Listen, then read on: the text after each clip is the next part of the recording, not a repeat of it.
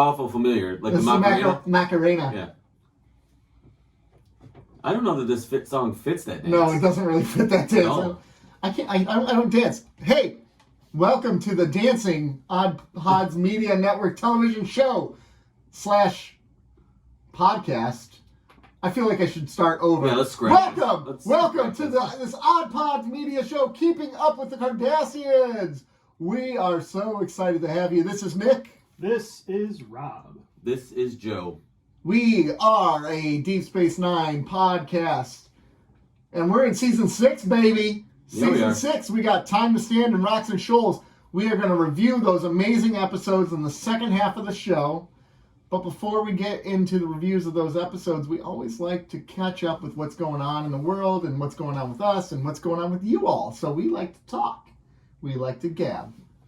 It's pillow time. We don't really talk about what's going on with our listeners. We don't really care. If they gave me stuff to talk about, they don't. They really don't. They really should. They really should, because we need it.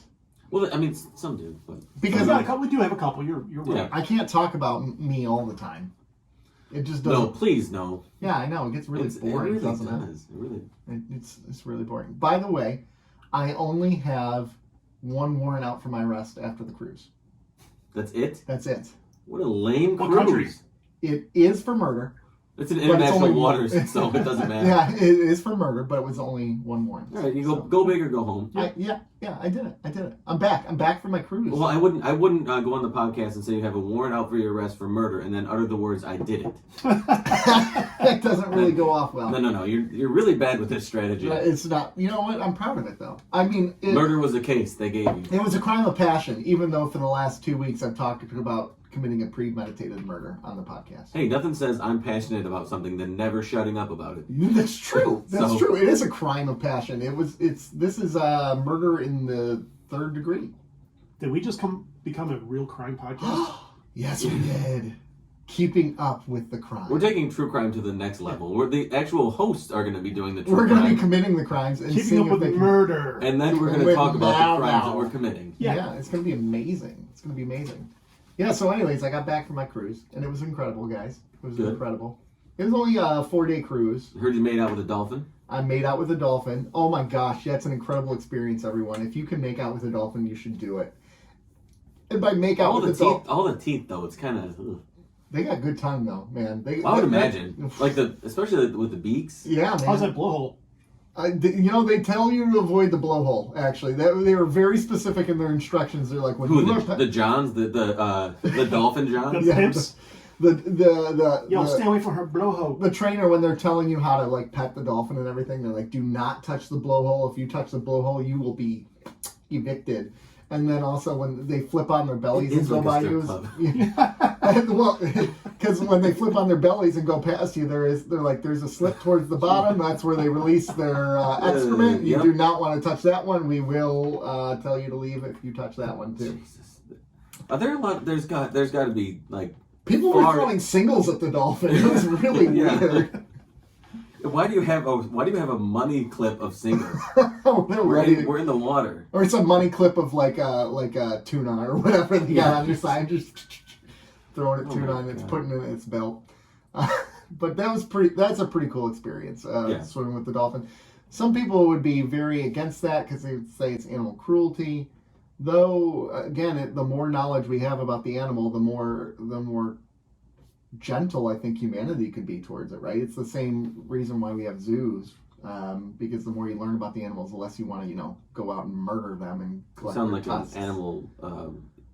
an animal harmer, an apologist. I'm like one of those poachers who's going to Africa with my rifle to hunt an elephant next week. Yeah, this is natural. We should be hunting. I love the animal because I've killed it. Can't you see how much I love the animal? It can live on in my room at home. My living room. Yeah. So, have you ever taken a cruise? I have. Man, they really treat you like royalty on those things. Do. My cruise story is kind of sad. Oh no. Because I didn't realize that no blowholes to play with? No blowholes. That's the worst. No, I did drink in international waters. That was fun. Very scary. But I did not realize that when we got off like on the ports, the different stops. Ports of call. That for like on the beach, and they had all these things that it was all inclusive still. Oh. I didn't realize that. So you paid for your drinks and everything? No. No, you didn't go wild. I didn't go wild. I would have been absolutely blitzed the entire time if I had known this. And it wasn't until like the last day and a half or so, because I was like ordering some drinks on the beach, and I waited for the waiter to come back, and I was going to get another one. He never brought like, here, can I take your card, or can I take some money, or here's how much it is, here's a menu. And it was like, I was waiting, we were about to get back on the ship, and I was waiting for my bill. And he came back, and I'm like, can I get my bill? He's like, no, it's all inclusive. And I was like, son of a bitch. You know what's best is that people with you knew the whole time and they didn't tell you. And just making fun of you behind your back. Oh, I know. Yeah. Everybody was. What an idiot. Yeah. There was dummy. One of the days we went to an island of theirs called Coco Cay, and it's like a water park or whatever. It has the largest water slide in North America, which that thing was freaking incredible. It took like 5 minutes to climb to the top, though. Anyways, not important about the water slide, but they had very important. It was unlimited food and unlimited drinks, and you didn't have to like show them your card at all, right? So I go to the food stand, and I'm like, I'll take a burger, and then he just gives me the burger, and I'm like, and a funnel cake. He brings out mozzarella sticks. Like I got like 8 things, and I took it back to my table. It's unlimited food. You're like, I'm getting my money's worth. And I drank quite a bit on the beach in Coco Cay that day as well, and my stomach was not agreeing with me later that night. If I ever go on a cruise again, which is probably I won't. I don't know that I ever would. Yeah. But if I do, first thing I'm gonna do is look into wheelchair rentals. Because I'm gonna be completely incapacitated from too much food and too much alcohol. Oh my gosh, yeah. That it's worth whatever they're going to charge me to rent a I think wheelchair. it's a good move. I think that's solid. And then I had to bring somebody with me to push me around. Yeah. Oh yeah. No, man, get a motorized one. What are you doing? Oh, get the one. Drunk driving? Yeah. you're like full speed into the pool, pushing kids into the pool as you drive by. I was with somebody who at Disney had one of those. She was so old that she didn't have her license to drive a car, but they gave her a motorized wheel. She was running people over left and right all over Disney, running over ankles, running over garbage cans, clipping other carts. That's the dream. Yeah, and she wasn't even senile enough to get away with it. That'd be great. She wasn't even drinking either. That's fantastic. But I'm like, the state doesn't even give her a driver's license. Yeah. What Disney's gonna do it with? Basically a traffic jam at every stop. It's incredible. Oh my, I don't know how many casualties there were that. Too many. I was like, I don't know her. I don't know her at all. Yeah. I get that. Just walk by. That's pretty cool though. I would totally do that someday with my wheelchair. I'm looking forward to the day when I am an old man who can sit on my porch and yell at children for being in my yard. I mean, looking forward to the day. I mean, I guess I can't wait for spring so I can just sit out on my porch and do that. But it's different now when you do it. Like, you're scary. Well, you're not scary. You're just like you're a Karen. Do you see this mustache? Yeah. It demands respect. No, it doesn't. Get off my lawn. These neighborhood kids. They put you on are a list where children stay away from your house. good. Yeah, there's the whole reason I still have it. There's laws about that. Yeah, stay away. Stay 100 yards away from my house. There was someone, when I would walk home from elementary, there was a yard where the guy would always sit on his front porch and yell at kids, even if they came close to the grass. Like, there was a really thin sidewalk, and he's like, stay in the middle of the sidewalk. Was he Batman? Stay in the middle of the sidewalk. That was before Batman voice. Oh, nice. Yeah. My grandparents had a neighbor across their street whose yard was immaculate. And if anything ever went on their lawn, like, it scared you so. You're like, fuck it, I'll just get a new ball. I'm getting a new ball. That one's gone. He can have it. Yeah. You would like tiptoe across the grass, or you would race as fast as you could to the ball and get it back. Yeah. Or whatever it was, because if he saw you on the lawn, that could be your last day on Earth. See, that's pretty incredible to wield that sort of power, right? We all need that sort of power in this world. And when you're old and you've lost, you can no longer drive. Your kids don't want to come visit you anymore. You have to wear a diaper because you can't hold it anymore. You got to have some control somewhere. And that's a good place to have control. But the thing is, he wasn't really old. Like, I was young, and he was probably in his late 40s at the time. Oh, okay. Yeah. And no kids. He was married, no kids. I wonder why he had no kids. Yeah, right. So what? He's smart. Yeah. Yeah. But that's the dream, isn't it? to not have kids and to get to yell at other people's kids. Yeah, exactly. I mean, that's the dream. That's the American dream. When you talk American dream, that's like should top be of in the the mountain. Constitution. Yeah. You know what the con of that is by being married and having no kids? Because then the people with kids always talk down to you when they see you. You're like, do you have any kids? No, we don't. Oh yeah, but dare you them have to it step on your lawn. so easy. And it's like, oh, frick. Yeah, you're goddamn right I do. Now, don't step on my lawn. Watch your feet. And take your shoes off when you go in my house. Yes, right. Yeah. Who do you think you are? You better bring 2 pairs of shoes in my house. Your shoes you wear here and your house shoes. Yeah. They're inside shoes. Yep. Your inside shoes. There you go. Yeah. That's nice. So anyways, I want to be that creepy old man. I want to be the old man who just sits on the couch, and if I have to go to the bathroom, I just go. And there's no I'm shame. going right now. Yeah. Like, I can't wait for that day when I'm like 90. I think you might be taking this a bit too far. Yeah, maybe a little bit. I mean, I want to be an old man like that commands respect and everything, but I would like to also still have all my control of all my bodily functions. Oh, I'm not saying I wouldn't have control of it. I'm saying I would still have control of it, but make the choice. Make the choice because I also don't want to just be sitting around in that's true too. my own waste. Well, there are some cons to my situation that I'm creating. Yeah, you got time to flesh it out. I got a lot of time. I mean, I got at least 5 years. 5 years? At least. Yeah. At least 5 years. So when you're my age? Yeah, that's pretty true. So what's your plan, Rob? I'm just giving up. I will say, I got a real bad left knee. Like, there's no cartilage left in it. It's just a wreck. And, like, on the cruise ship, like, walking on those stairs, I felt like such an old man. Like, I'm gripping Just on keeping them. up with the old people? I felt so old. So you said we were talking about working out earlier, and you said you were starting to run and train. How's that working with no cartilage? So here's the interesting thing. I've had bad knees for a very long time. My doctor. It happens. My doctor said put a pillow down. When I initially started running. So there was one point where I gotten really out of shape again. And I started running, and I lost 70 pounds when I started running again, and my knees felt incredible. And then I started to gain the weight back, and then my knees started hurting. It's the weight that does it. Yeah. So it's the weight. So my doctors even said you probably don't want to run on concrete. If anything, run on a treadmill. Actually, I find concrete a little bit better because I can kind of set my own pace as well, and it doesn't put I always enjoy the tracks around football fields. Yeah, those are nice. Nice. Anyone that is kept up. Yeah.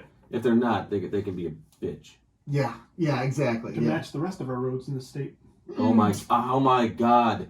It's a shit show out there. I'm aware. So we're in Detroit, Michigan. So we're not in Detroit. We're in a suburb of the Detroit metro area. Okay, that's a lot. That's a really aggressive middle finger that you've had towards me. You haven't blinked, and I'm scared. I'm sorry. She's actually dead. He's dead inside. Petrifying right now. Ooh. Okay. He's gonna hold it.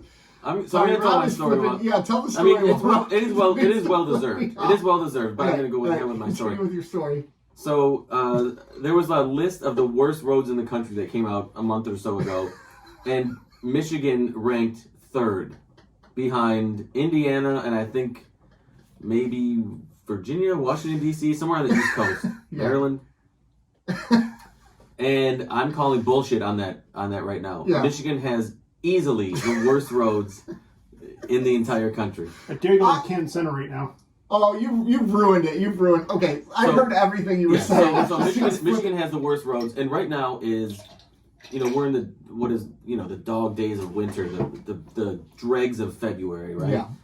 Yeah. But the weather has been so wishy-washy where we'll get a ton of snow, and it'll be cold for a week, and then it warms up for a few days, and the snow melts, and it just all this ice and slush and salt just deteriorates the roads.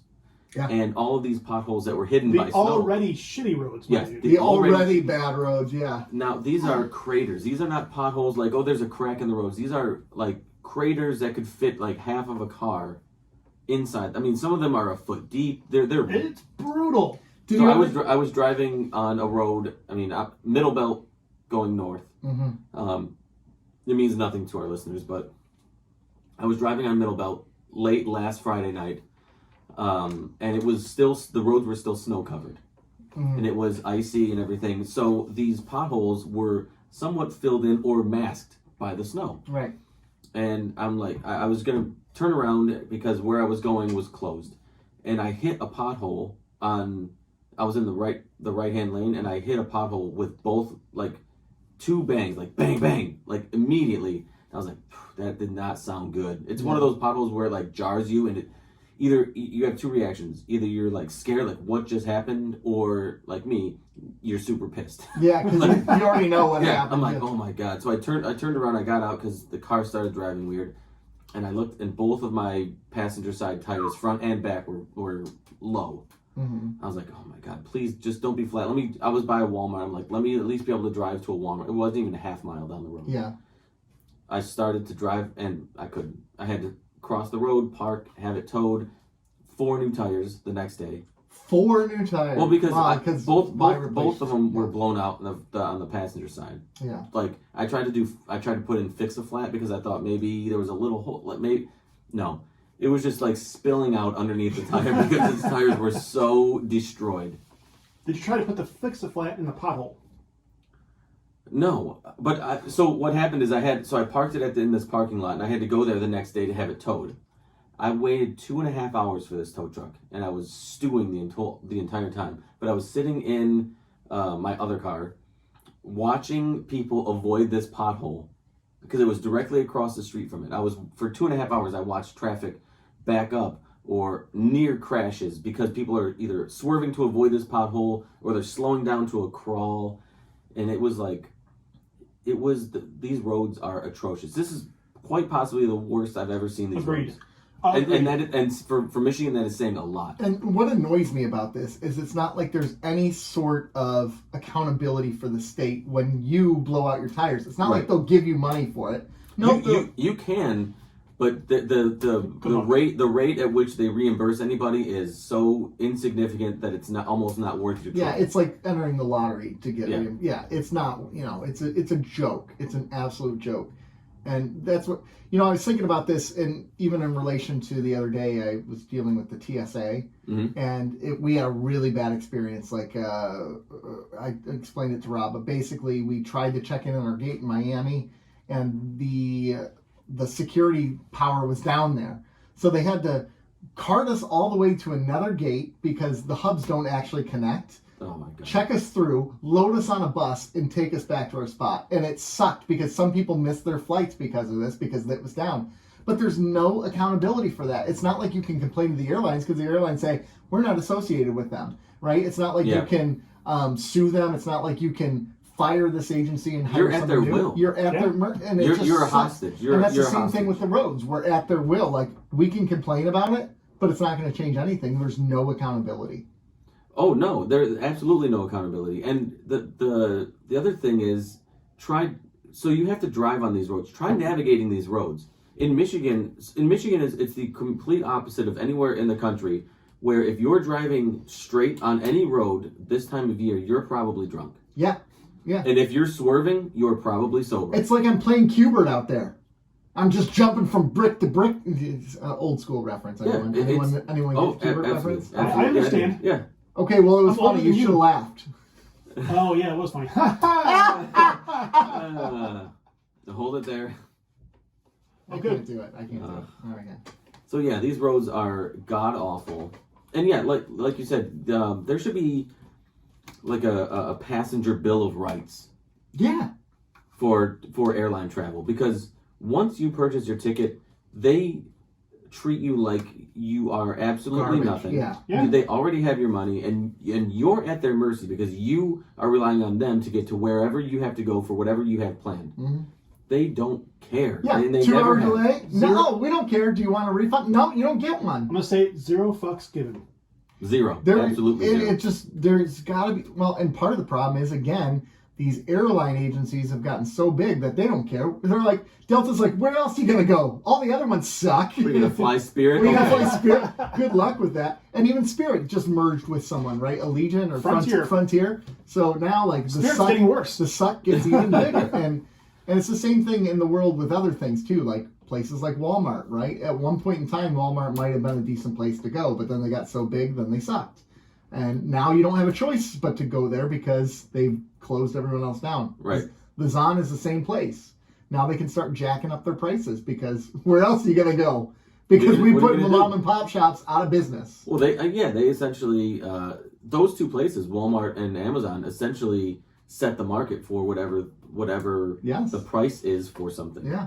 Yeah, so you're kind of screwed now. I mean, because if you ever, we do sound like old men. You got the roads and airlines and. But if you ever grass. Look at like Target or Walmart or any of the other big box retailers, their price matches Amazon because they know if it doesn't, you're just going to get it there. Well, and I will say, so Amazon basically sets the price for sets the market price, and everybody just falls in line. You fall in line, but.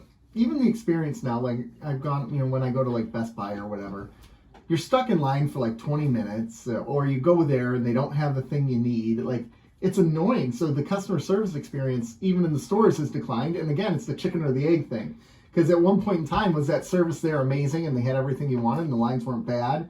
But then as more people started shifting to Amazon, they had to cut their, services or did Amazon fill that need because they already were sucking in those things? So I don't know. It's chicken or the egg. I think it's a little column A and column B. And I think, customer service is so annoying most of the time anyway. If you can cut it out, I think most people would happily cut it out. And Amazon is like, we don't have... Actually, Amazon's customer service, if you're on the customer side, is not bad. Yeah, they just say, send it back, we'll send you a new one. Exactly. Yeah, it's pretty good. And honestly, same with Walmart. You can return anything to Walmart at any time. Target's usually pretty good about it, too. Yeah, but you have to... If you don't have a receipt, then Target's a bit more stringent. But, Amazon, and as far as customer service, employee service, they both suck. Yes. But if you're a customer, you're okay. Yep. Yeah, it's true. It's true. Yeah. I feel like we've been complaining about because and you guys sound old. I know. Well, there was a very light. It was a very light week as far as like pop culture stuff. At least for like watching things that Peacemaker's done. We talked a lot about Peacemaker. It's Bat Week. It's Bat Week. It is Bat Week, so we're going to be hitting Batman pretty heavy this week. Yep. Instagram, every day there's gonna be something. Yep. We'll lose followers. Who cares? But I think we're gonna gain Bat people. Bat followers. Yeah. I have a feeling that if there was pop culture news, or people were going to release the news, they didn't because of what was going on with Ukraine and I everything. agree. So they kind of pushed everything off. But I do want to talk about one thing, and so you guys know I like the band Tool. You do? I know. I've never heard of that. They're releasing a vinyl of Fear Inoculum, and that vinyl is $810. Now, they've already released this vinyl, right? Yes. This is their personal collection they have left over from the original run of this. Yeah, so it's just this very fantastic packaging and everything, and the discs are fantastic, but it's $810. Now, full disclosure, I think I read somewhere that price has dropped. To $800? No, significantly. Define significantly. I didn't look into this, but a little birdie told me it was under 200. Because I will buy it at the concert on Thursday. But I don't know. The source had been drinking, and so had I, and so you just gave me an erection for nothing. No, I never do that. I never get anybody aroused and don't pay it off. If it was $810 to start, first of all, $810 and not $800, that's a dick move. I love this band, but $800? Sadly, I did think about it. Yeah, I just for a split second there was a part of me going, that's a little, but then I said no. But $810. That's a lot. Yeah. No. Yeah, I don't know. And kind of like going along with that, did you see about the Swiss watch for the Batman they're releasing? what? Yes, I did. A watch. Who makes Hold it? on. It is Cross Studio, Okay. and the price $100,000. That's a bit much. Just a little bit on your price range. Yep. Just a bit, just a tad.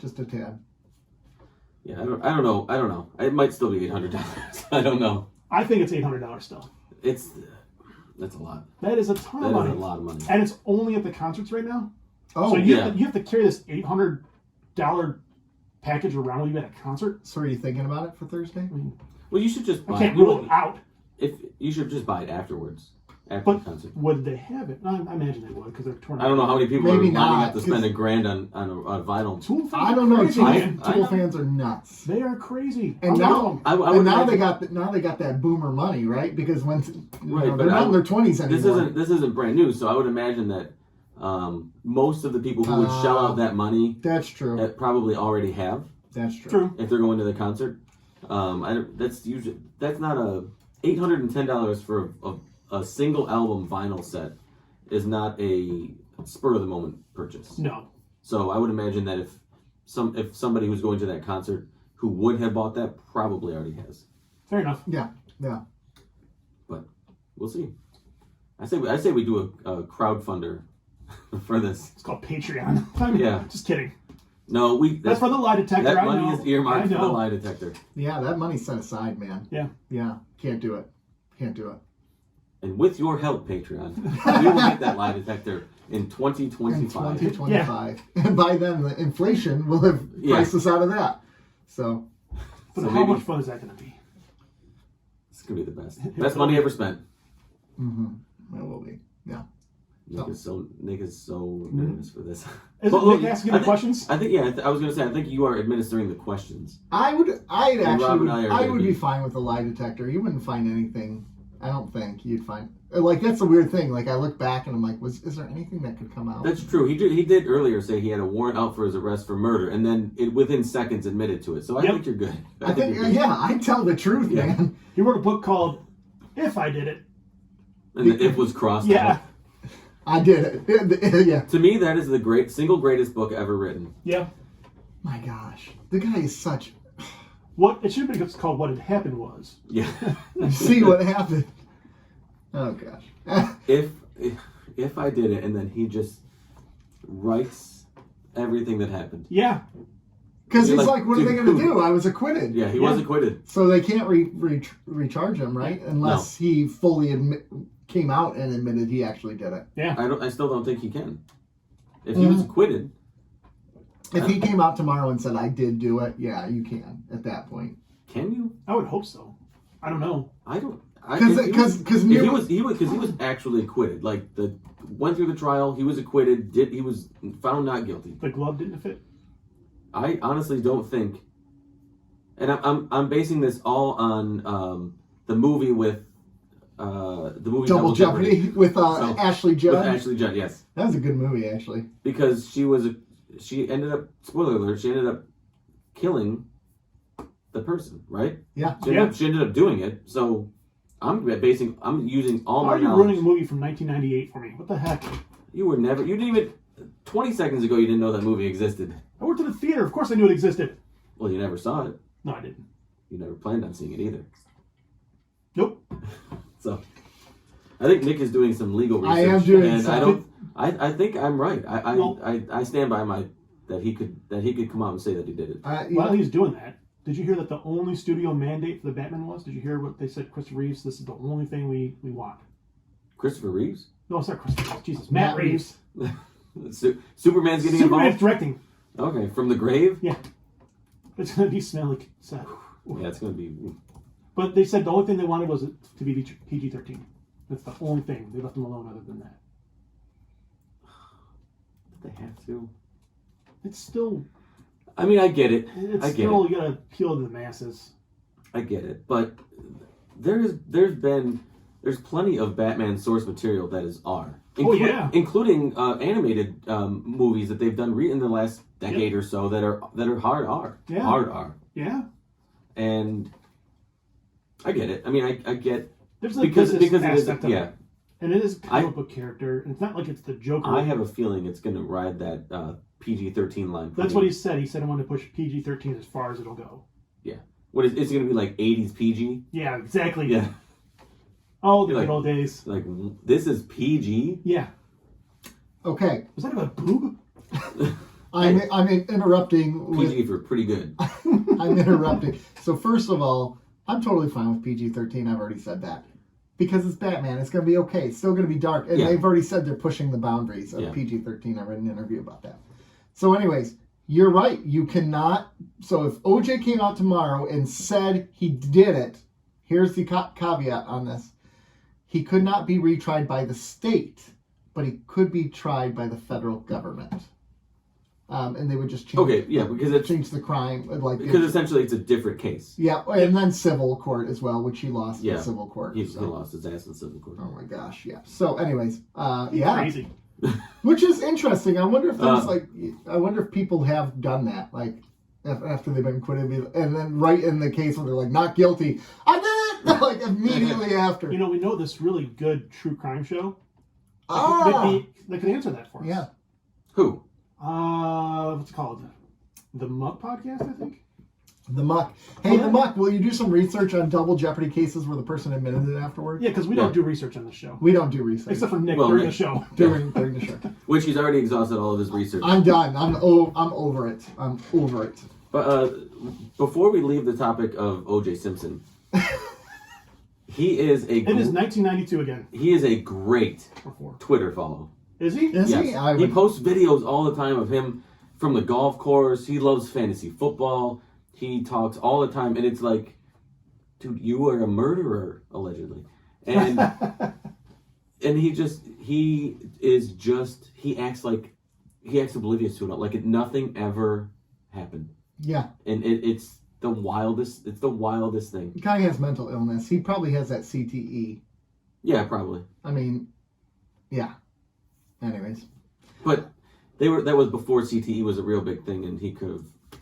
Before it existed. I guarantee you, his defense would have used it. Oh, I'm sure. Yeah. Especially now. If that was the case, but that doesn't mean he still wouldn't be charged. Oh no, he would have been charged. Yeah. All right. What else, gentlemen? I don't know. Card Season 2 starts Friday. Oh my gosh, it is That's this Friday. right. Gosh, there's a lot going on. I'm not going to be able to watch it. This weekend is hectic as heck. Yeah, it's very hectic. Trip with the trips when you need them, Nick. Yep. I got... Can you switch in seats? No, why did we want... I didn't want the chirps. I didn't feel like it was necessary. I feel like dead silence is way better. Because it's great radio. It is great radio. I got to side with Nick. Really? Yeah. I think the dead silence is more effective than... Yeah, because I think that's overdoing it. I think the dead silence actually enhances the joke to its fullest potential, which is, bare minimum. I'd say that was a bare minimum. Bare minimum. But the dead silence is... It speaks volumes. It does. I stand corrected. One other quick thing before... Yeah, Picard starts... I don't know if I'm going to watch it right away, though. I don't know. I'm not sure. But spoilers might be an issue. Do they drop it, weekly? Is yes. it a weekly show? Okay. Yes, it is. It premieres, midnight Friday. Okay.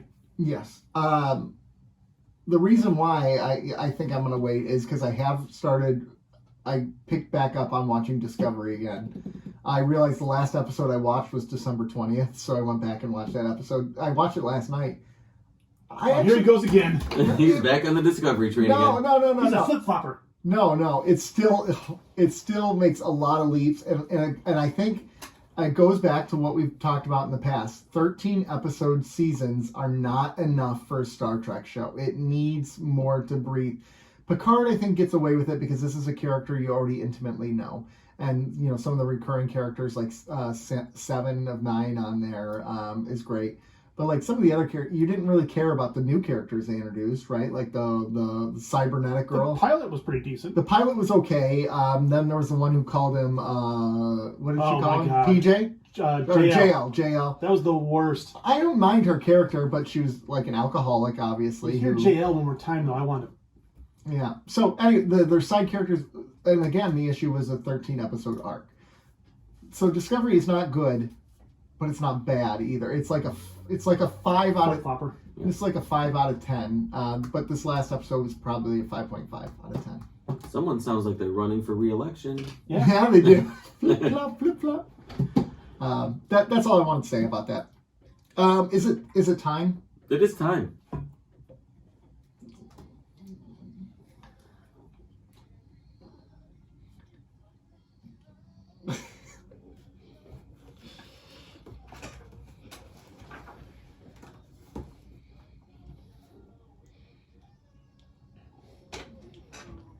The return of a classic. Oh, the The classics. OG. OG. Yes. What do you got for us today, Joe? No show and tell, but there was a lot of toy news this last week. Okay. A couple weeks or so. Okay. So we mentioned a couple months ago that Playmates had gotten the rights to release more Star Trek toys, and they released what is going to be the lineup for the first wave. Mm-hmm. And guess which Star Trek show did not make it? Discovery. Oh, Deep Space Nine. Yes. So are all the others represented?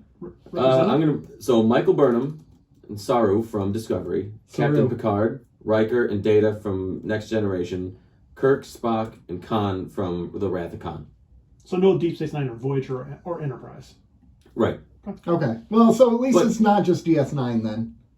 But it is continuing this disrespect for Deep Space Nine. They which really is, love to shit on the show. But the thing is, they don't shit on the show. They just actively ignore it. Yeah.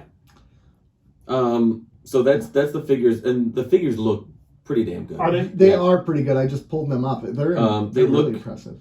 Much more detailed than the 90s run of Playmates, but they still retain that size and scale. Do they have the more points of articulation? 1, 2. Not really. No. Yeah. That's what they look like. So there's the hands. They're, I don't know. For what they are, they're pretty much the same as what they used to be, but maybe a bit more well constructed. They're a little bit better because the legs looks like they have joints in the hips. Yeah. So that'll be nice. Yep. So they look good. I was disappointed that there was no. I mean, who would you put Cisco? I would do Cisco, and maybe I don't know. At least Cisco and maybe. See, the nice thing about this show, there's not really that one that's the thing. stand-up character like there's Data and Picard. It's they all serve each other really well. I think though, if you were going to release them for Deep Space Nine, you'd release Cisco and Odo. Those are the main. Those would be. I would say so. Yeah. Especially, I think Odo has really soared to the top of, especially during this Dominion War arc. Yeah.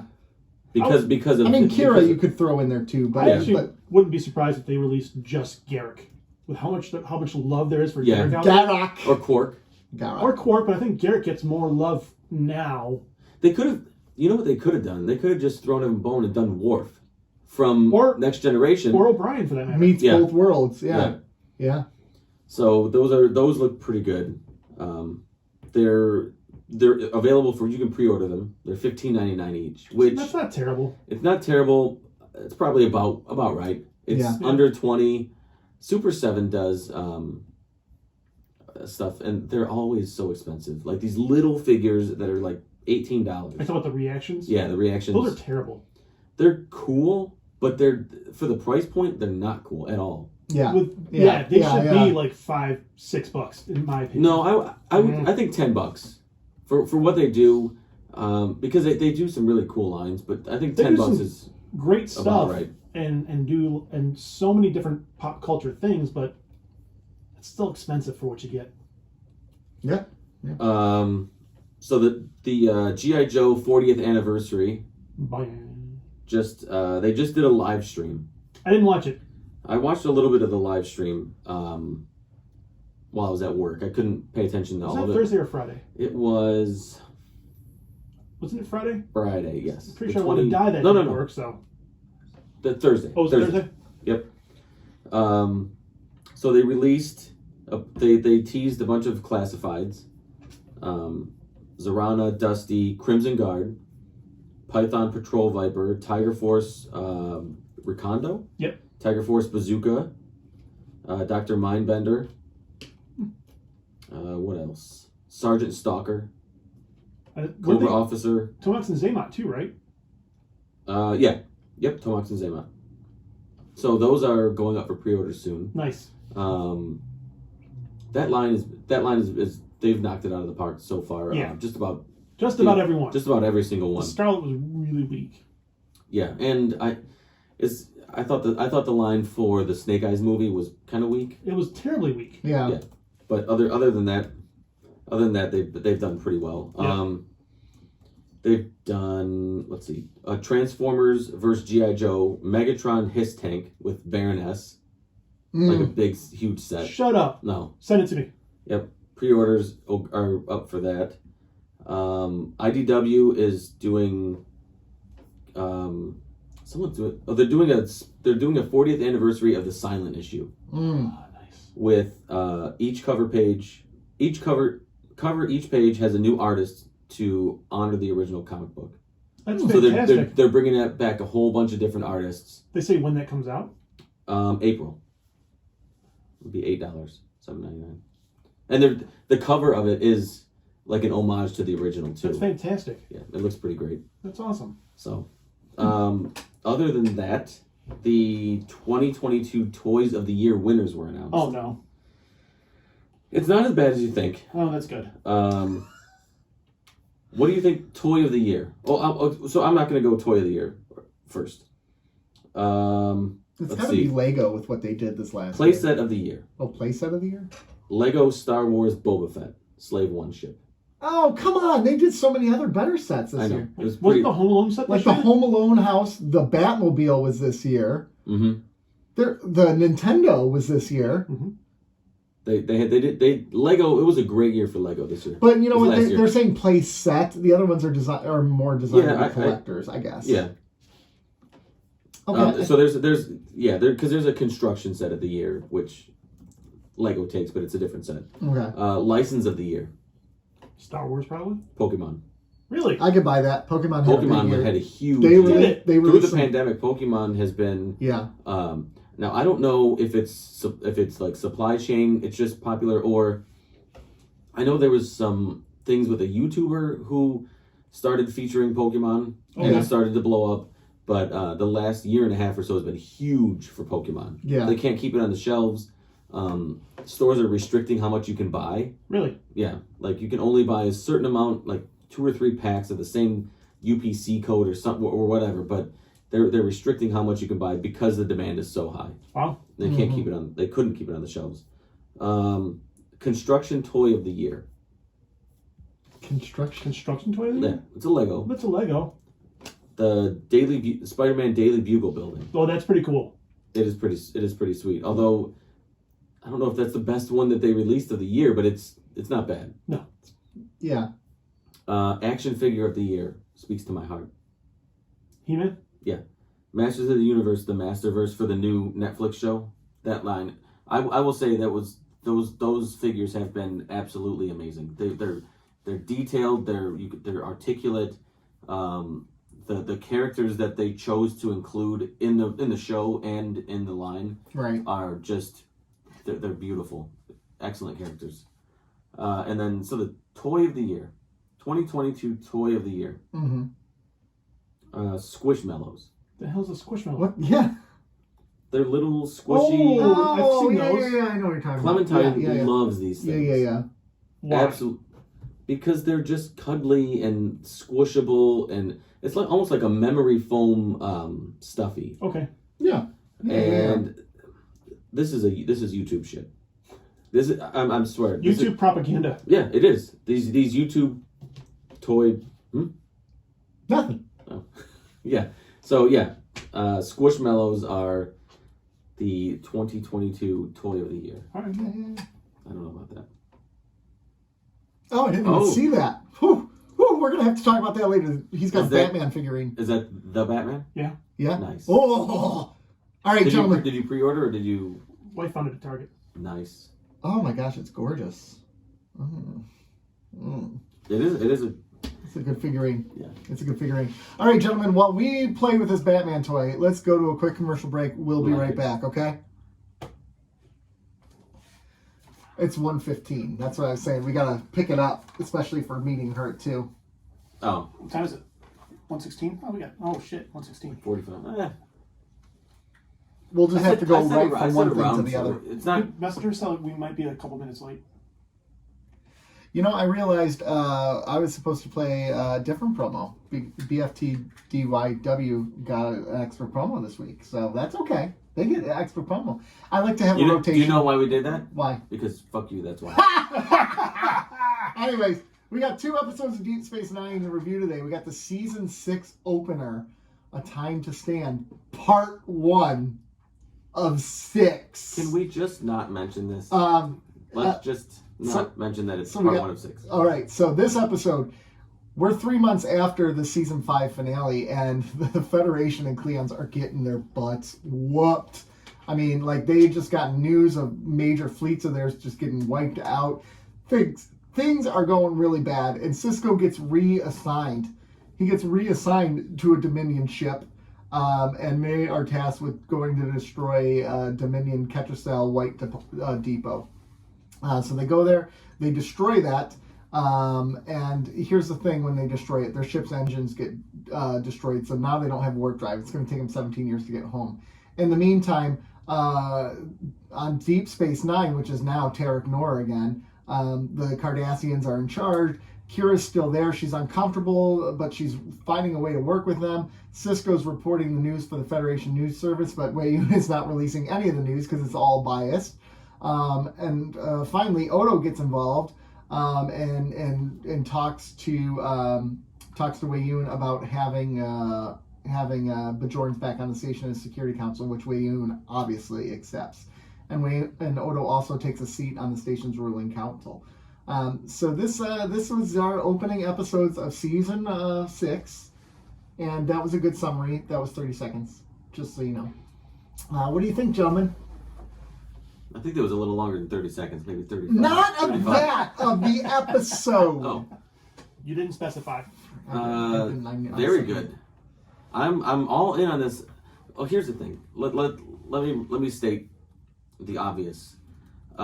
This very closely mirrors what is happening in Russia and Ukraine right now, I think, in my opinion.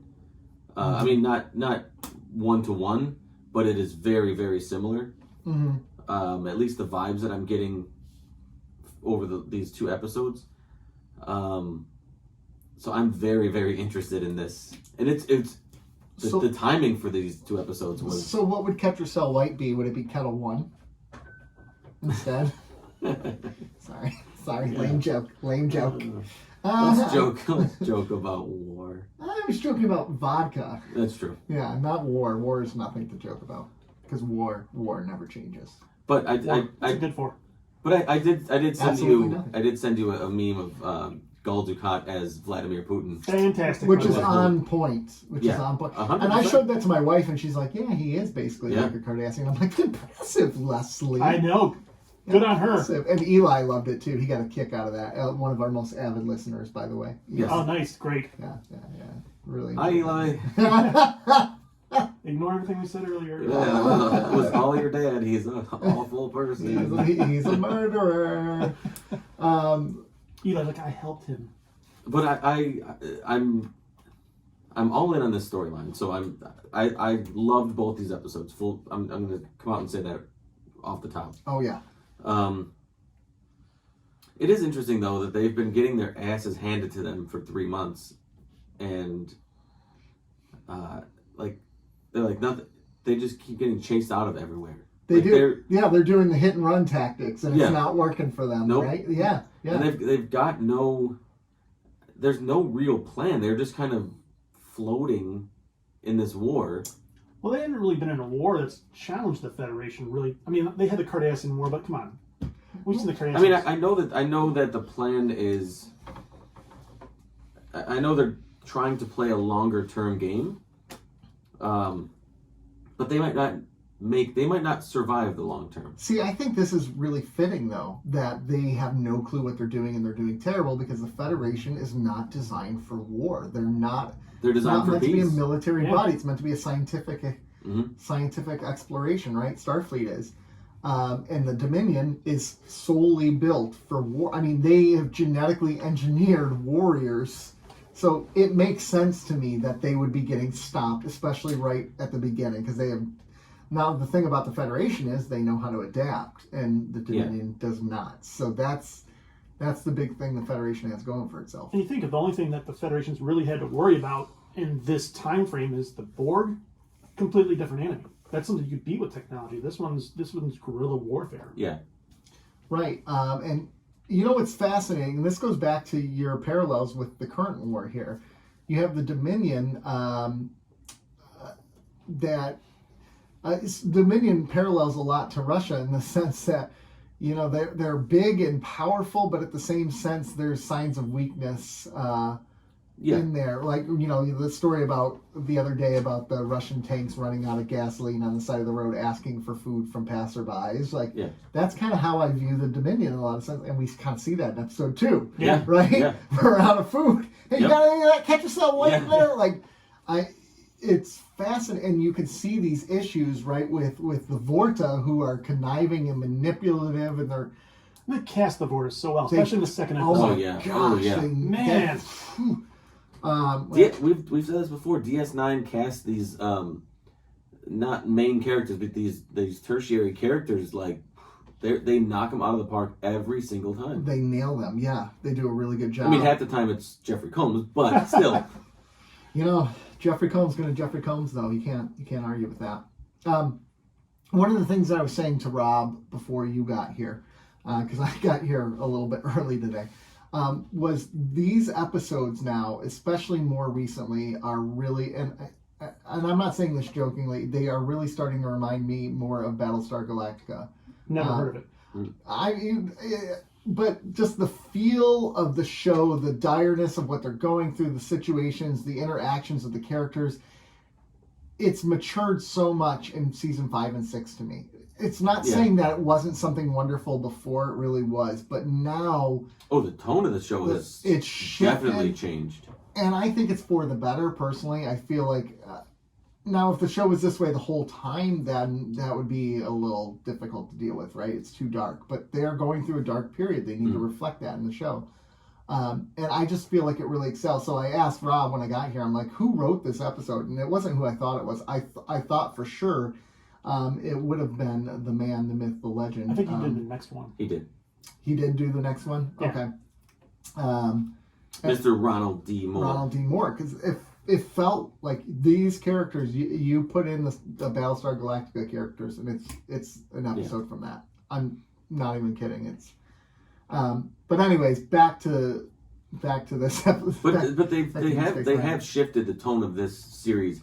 I don't want to say the last 3 episodes. I don't want to say on a dime, but pretty quickly. Well, even things got very dire very quickly, and it didn't feel unnatural. It felt like shit's getting real, like it's happening now, and you could feel it in the episodes. Well, one of the nice things about something like in the Cards last season, where it had that lighter tone, but you could that shadow was there, so they were able to transition it without subtly, almost. Right. Yeah, those scenes with Quark, where Quark was in the infirmary, right, and he's kind of telling everybody how the tone of everybody else, that's not basically is not bridge crew. Everybody else is feeling it. Yeah. And he can feel it with his customers, and he can feel it with, when you mention Morn, he's like the litmus test of everybody else. Like, what's the feel of everything? Let's go to Morn. Let's go to Morn. He's got his finger on the pulse of everything. Right. Yeah. Without saying a word. Yeah. It's just... This whole episode, I was just glued to it. And we were... So these two episodes I watched on the airplane as we were flying to Miami. But, we were just, wrapped into it the whole time. There wasn't a moment where I was bored with what was happening. And there's been... Even some of those more solid episodes, I hate to, The Visitor, there was points where there was parts of the episode where I'm like, I don't really care for this part. We can move on here. Minute 1 to 45. Yeah, exactly. An amazing episode, but there were parts where I'm like, There was not a single part of this episode that didn't need to be there, I think. There's no filler in this It's episode. nice that the B part of the episode is now... Not like the bubblegum part. This is needed for the story. Yeah. And I did dig the part where Sisko had to make the decision to fire upon another Federation ship. That was and he had to make the decision to abandon them, knowing that they were probably going to die. Right? He could have went back and saved them, but that blows their cover. And he continues onward. And it's someone he knew. He knew his battle tactics. He knew, and that's the scary part of war right there is knowing you have to make tactical decisions where your own friends are going to die. You know, so go ahead. No. So we talked about the tone of this episode, and one of the things that they did, it's interesting how they could show like everybody's mindset by how their uniform was. So you looked at Bashir, you looked at Dax, you looked at little crewmen, and they were zipped up, or zipped down, kind of or half off. Yeah. While like you look at a Sisko who's maybe more seasoned, a Worf who's Klingon and still zipped up and good to go. Yeah. It was interesting. That's a good point. How they showed that without even having to say it. I mean, you see, because you've gone 5 seasons, without these guys. These guys are all prim and proper. All the That's time. Gene Roddenberry's thing. That's prim and proper. But one episode, you're like, damn. Yeah. They look hit. They're not having things are not going well, and Bashir really showed that. Like the first time they showed him on screen, I'm like, this guy's going through some shit. Yeah. You know, because he is. He's witnessing war. He's this isn't Deep Space Nine anymore, where he's treating weird Andorian flus and all this stuff. No, he's dealing with day in day out war. Yeah, amputations and just the most terrible things. So, such a good episode. It really was. This the episode where Quark talked about the occupation, or was it the next one? Yes, this episode. It was this episode. This episode, and it could be worse. It could be much worse. I don't. It was interesting, like all the different perspectives. Yeah. Like you had the bridge crew perspective, where they're on the front lines and they're seeing all of this, and like you said, everybody's disheveled, everybody's exhausted. They mentioned they hadn't slept in 72 hours. It's been 3 months of dogfights and 3 months of being chased, and meanwhile, Quark is like, it's not that bad, actually. Well, he's always been an outside observer. Yeah. Because in all reality, Kira's seen Cardassians, and all she sees is Cardassians and Jem'Hadar, and she's like, this is bad. But of course, like, actually, do you see any labor camps? Do you see any forced this? Do you see any Bajorans collapse on the floor? Because are there any Dominion on the planet? Because Kira... Well, they're about to be. I think it was Kira that mentioned the word occupation, right? Yeah. And they said, this is not an occupation. And you're like, well, yeah, it's not an occupation. And that was the same thing with Jake, too, right? Yep. Jake said, see, you're using occupation again. This is not an occupation. They're reclaiming their station, which is actually kind of true. Yeah. If anyone's occupying, it is the Federation. Well, they were invited. They were invited to occupy. Is this the episode where Jake mentions freedom of the press, or is that the second episode? That's this episode, yeah. That was annoying, because it's like that's a very current U.S. Thing. Like, there is no. I can't imagine there's an ideal that I kind of sided with Wayun. Like, you just quit being naive. There's no freedom of the. That doesn't work that way right now. Federation, there probably is that freedom of the press. Yeah. But this is a Dominion station. Right. Yeah, this isn't. Yeah, this is a place that, again, genetically engineers. But it also shows Jake's age. He's 19 years old. He's an idiot, right? We were all idiots. We're all idiots. Amen to that. No matter how smart and articulate and well read or written someone is at 19, you're still 19. Yeah. And you're not seasoned enough to kind of understand what is happening the way that somebody who's actually in it does. Yeah.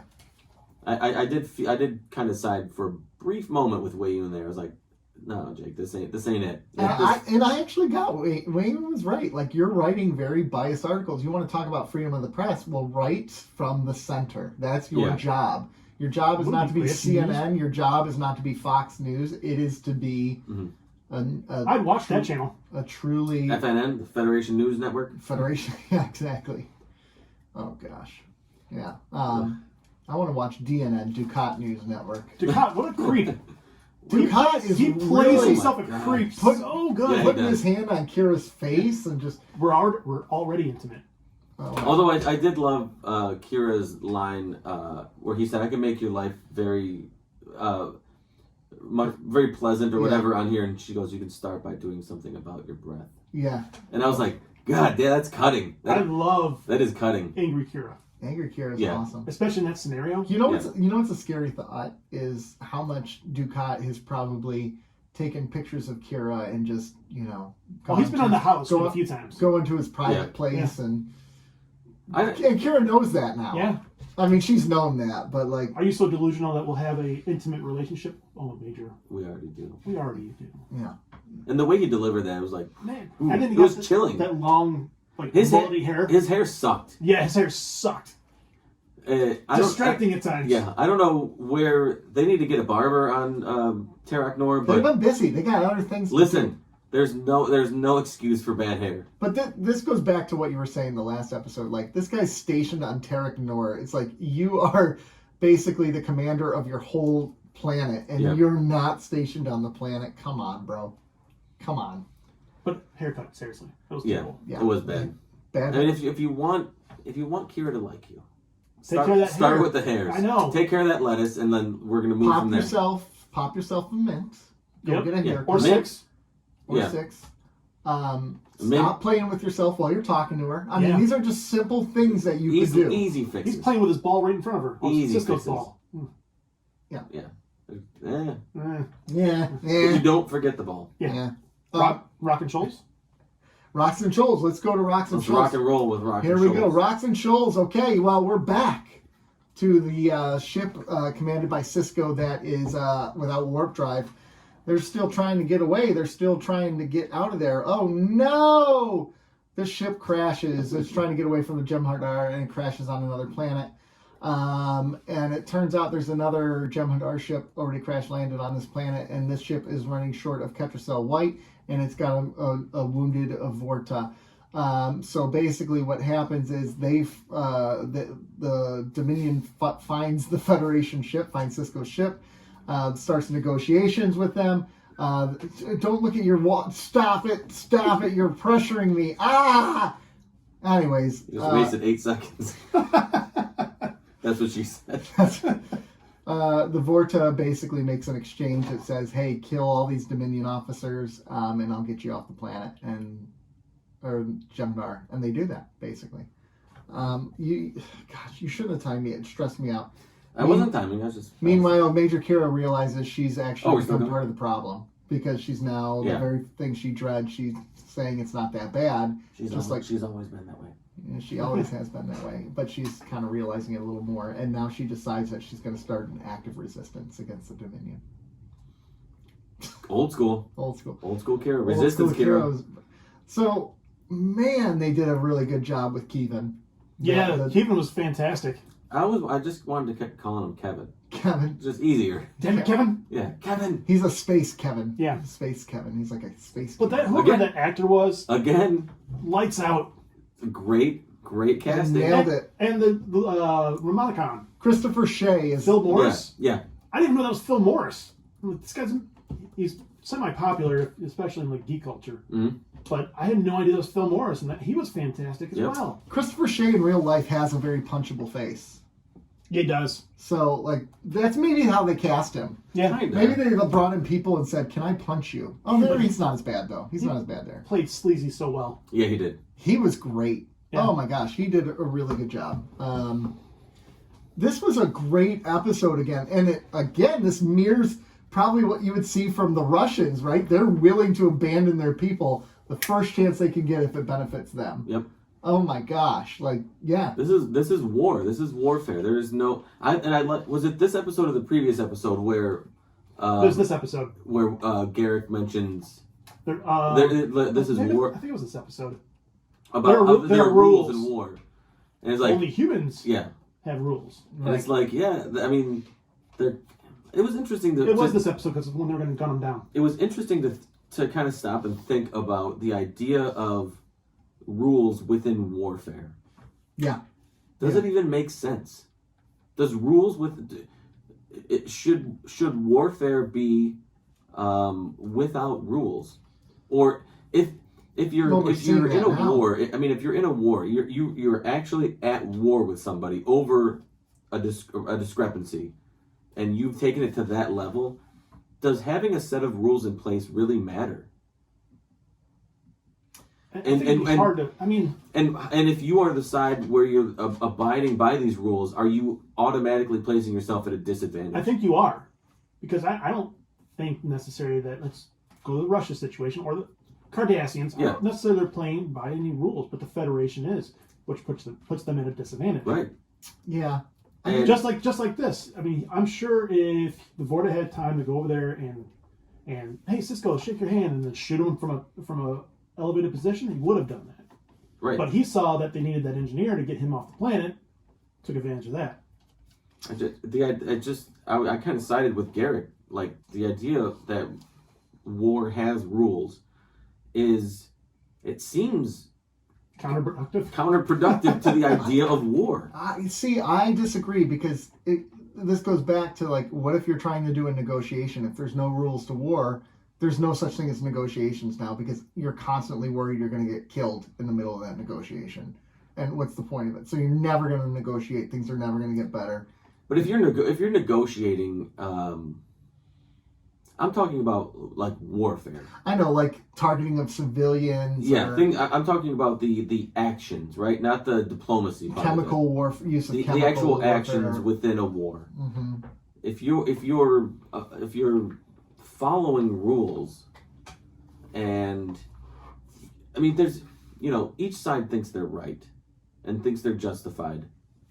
Generally, right? Yeah. So, but not every war is going to be fought by two entities or two sides who are following the same set of rules. Yeah. So one of those sides is going to be at a disadvantage. Yeah. Yeah. Now the diplomacy side of it, I think, I feel like if you don't have rules, then maybe each side will take the other side a bit more seriously. But if you feel like if I feel like I'm fighting somebody who is already at a disadvantage and I know it, yeah, I'm not going. Well, in my opinion, it's probably why we haven't done anything with North Korea yet, because this dude could be setting on a bomb, and we're like, yeah, we'll just let him do. Exactly. So we're trying to approach it from a more diplomatic stance rather than a forceful one, because we know that if somebody starts to use force.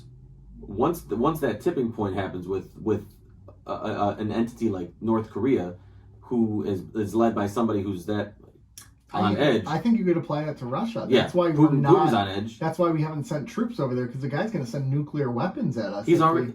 He's got them ready now. Yeah. We are. This is December. This is February 27th, and he has already said that his nuclear weapons should be on high alert. Mm-hmm. Man, it's crazy. They're like DEFCON 2 right now. So, we're dealing with somebody like that. So it is, warfare. War is ugly, and these are the decisions that a side like the Dominion or a side like the Federation has to consider, before taking any action or making any moves. So then, if war didn't have any rules, do you think war would end sooner, though, yes, too? I do. Because is that what keeps it going? Is because we're like, well, Because not everybody, we're not all playing by the same rules. Right. There's the vast majority of, that's why you have things like NATO, right? And which are the majority of the world agrees on certain things. But not everybody does. Well, yeah, exactly. Well, it's like the UN Security Council, right? Yeah. They had a vote to admonish the Russians for the war, and the vote was 13-1. Who was the one vote against? The Russians. Didn't see that coming. Why are they on the Security Council? They declared they shouldn't have a vote in this. That's what I'm saying. This isn't a level playing field. We're not all. Most of us are respecting the rules of that. The rules of engagement. The rules of engagement, the rules of warfare, the rules of trying to unite the world for a common good and kind of look out for one another and not... There's always a Russia. Right. But if we're going to have a Russia or a North Korea or a China, why do we even waste the time and resources of putting all of this together anyway? Right. I think it's hope.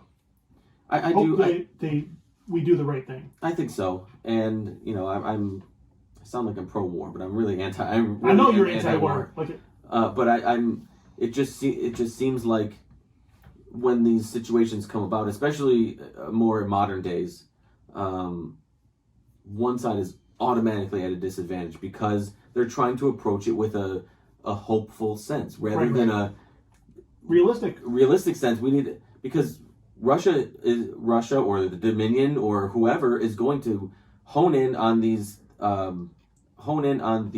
That's probably why they're picking on the Federation before the Romulans, before the Klingons, really. And the only reason they're picking on the Klingons is because they sided with the Federation. Yep, and they're gonna pick out these little things in the art, like these little. I don't know what the word. These. I don't know what the word is that I'm looking for, but they're these things that put them at a disadvantage, essentially. Right. And they're going to attack those first to weaken them, and then. But they're not going to respect any rules that there are. So what is the Federation doing? They already did a suicide bomb on a Galaxy class starship 4 seasons ago. Yeah, but is that okay? For no reason. No, there was a reason. They were retreating, and they took. Oh, they were retreating. That's true. Just to do a flex. That's true. That was a flex. This is what we do. Because I'm thinking about that. Like, to me, that's not a violation of the rule of war, because you're giving your own life anyway. Like, it's not like you're just using your ship as a weapon, which is like the kamikaze bombers. But if they're retreating, you're not actively in warfare. Right. Or that'd be like the equivalent of firing at medics on the field too, right? You're not supposed to do that. If you see that Red Cross come out, you leave them alone. Which to me, this is like, okay, I'm totally anti-war, but that's something that doesn't make sense. Kill their doctors, because then they can't take care of their people, and then you're going to win the. Yeah, I would imagine it happens. But I would just start putting Red Crosses on everything. I know, right? Everything. Yeah, exactly. You can't. In a Federation war, that's going to be confusing because you got the science officers and you got the medical officers all wearing that blue color. Doesn't make any sense. Yeah. Doesn't make any sense. Yeah.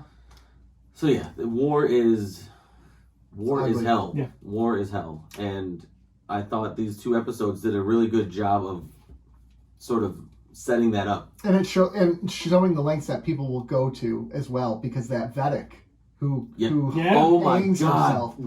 I did not see that coming. I was going to ask you guys what that you thought was. That was insane. Brilliant, and the way they filmed that was incredible. That was a great scene. And then after that, I love how they filmed or wrote Kira's realization.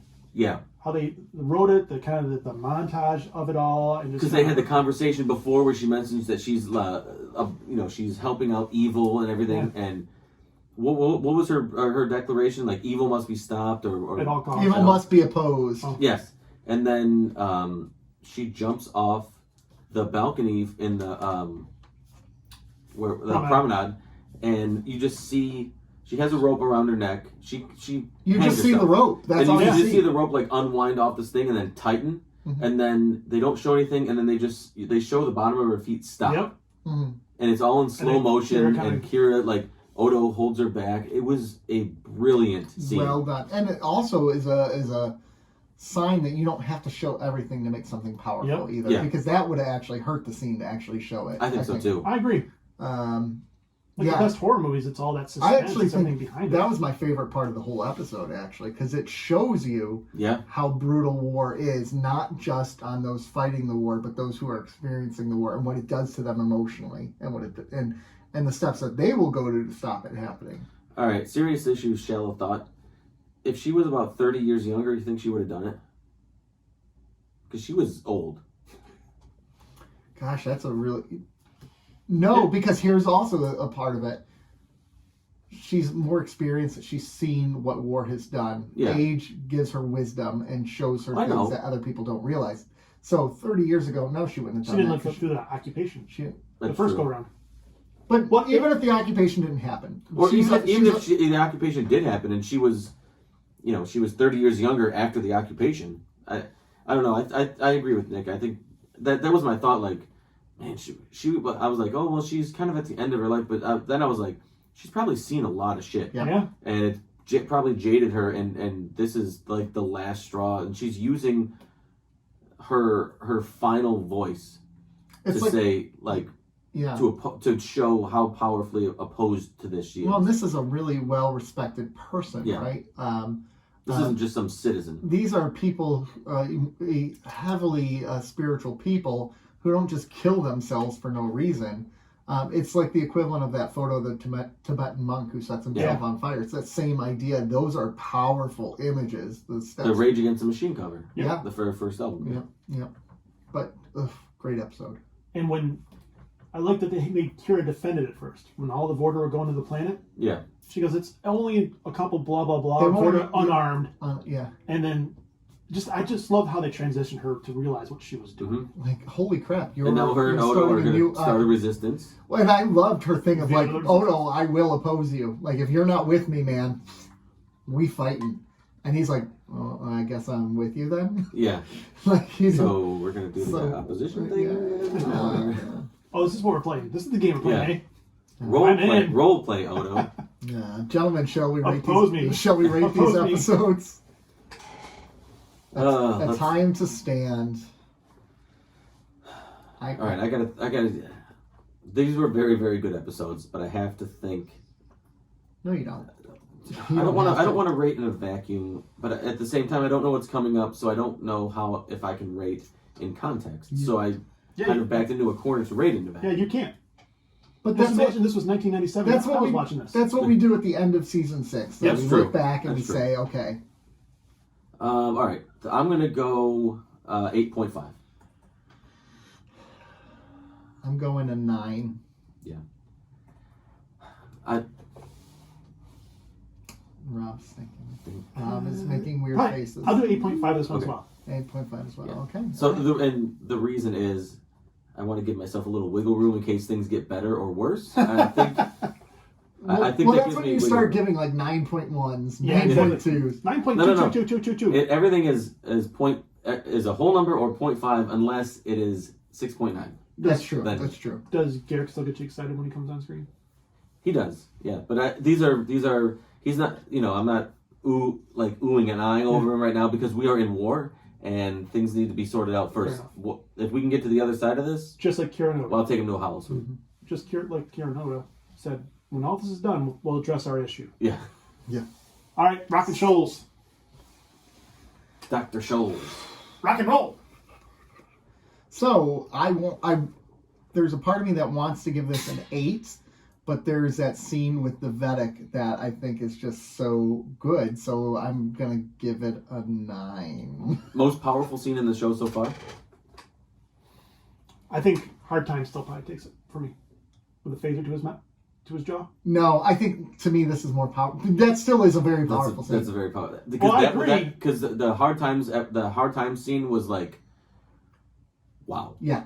What? It was very real. Yeah. But you know what? It had been building up to that the whole episode. It did. This was not building up to this with this. You thought there was going to be a typical There was a protest shock value like that. here.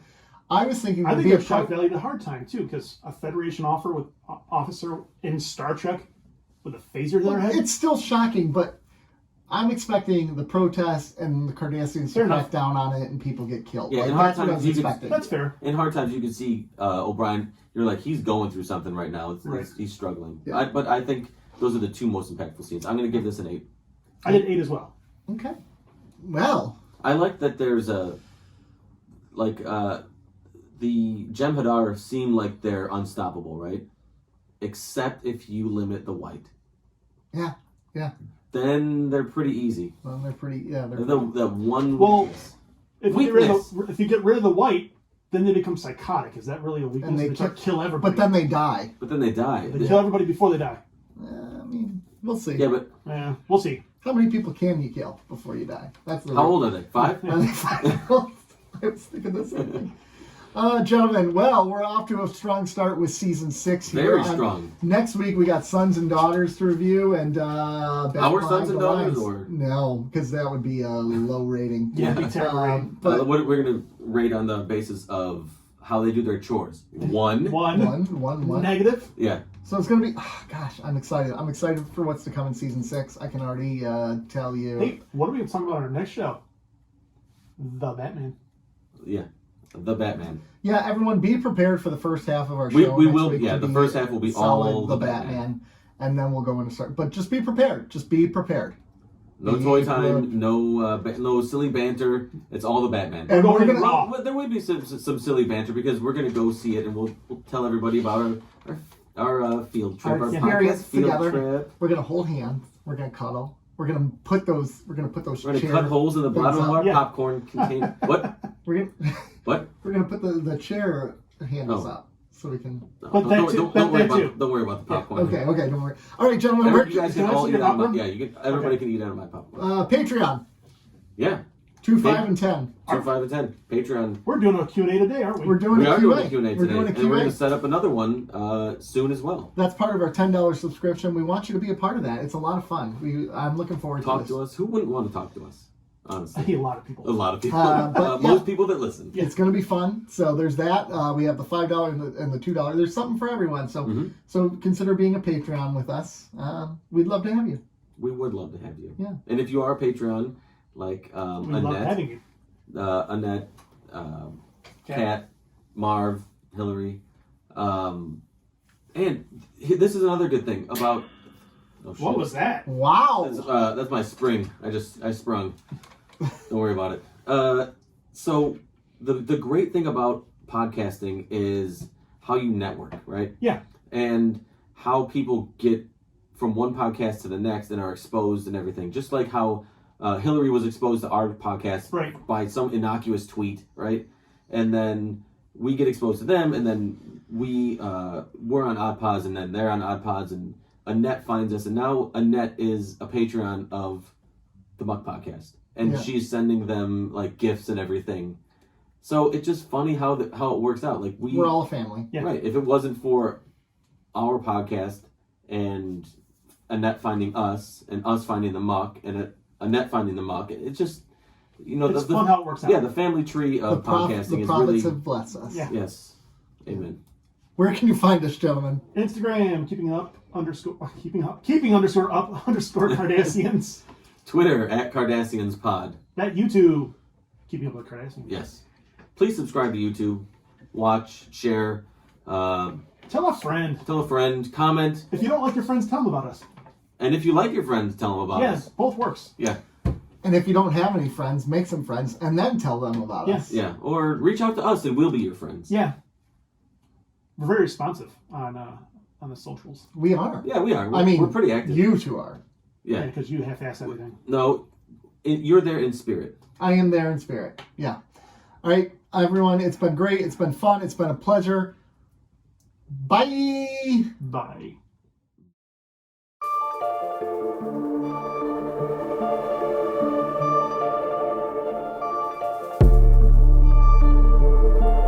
Yeah. Ease up off that bitter talk. Y'all people just